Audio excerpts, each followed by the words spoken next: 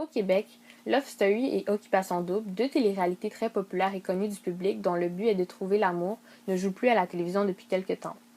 D'ailleurs, les couples gagnants de ces émissions ont fait de nombreuses fois les manchettes de journaux et non pas pour de bonnes nouvelles, souvent plutôt pour annoncer la séparation d'un couple formé à l'émission. Le sort des deux couples finalistes d'Occupation Double était entre les mains des téléspectateurs dimanche soir. Andréane et Hubert ont été couronnés grands gagnants de cette 9e édition. On revient sur leur victoire. La relation amoureuse idéale dans ces téléréalités semble être définie par la superficialité. Les candidats sont habituellement très esthétiques, mais elle semble être définie par l'argent aussi. À la fin, les gagnants de l'aventure, du jeu autrement dit, remportent une maison, des voitures et bien d'autres choses. Ce qui mène à croire que dans une relation amoureuse idéale, il faut posséder beaucoup, il faut être très beau, il faut avoir des rapprochements rapidement et surtout que les relations amoureuses sont une sorte de jeu. Au final, aucun couple gagnant n'a duré après l'émission et comme mentionné plus tôt, ces émissions ont été retirées des ondes.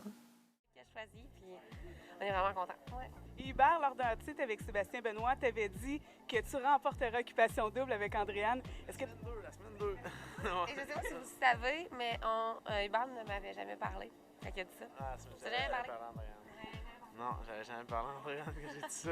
J'étais encore confiant dans la vie, puis mais j'avais spoté Andréane sur le tapis rose, puis c'était mon genre de fille, puis j'avais vu un peu comment elle interagissait avec les gens, puis quel genre de personnalité que c'était, puis ça m'avait beaucoup plu.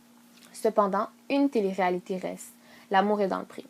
À la différence des autres téléréalités, les participants de L'amour est dans le prix recherchent réellement l'amour et c'est en fait la base de ce qu'est la relation amoureuse idéale dans cette émission, étant donné que cette dernière n'est pas présentée comme un jeu.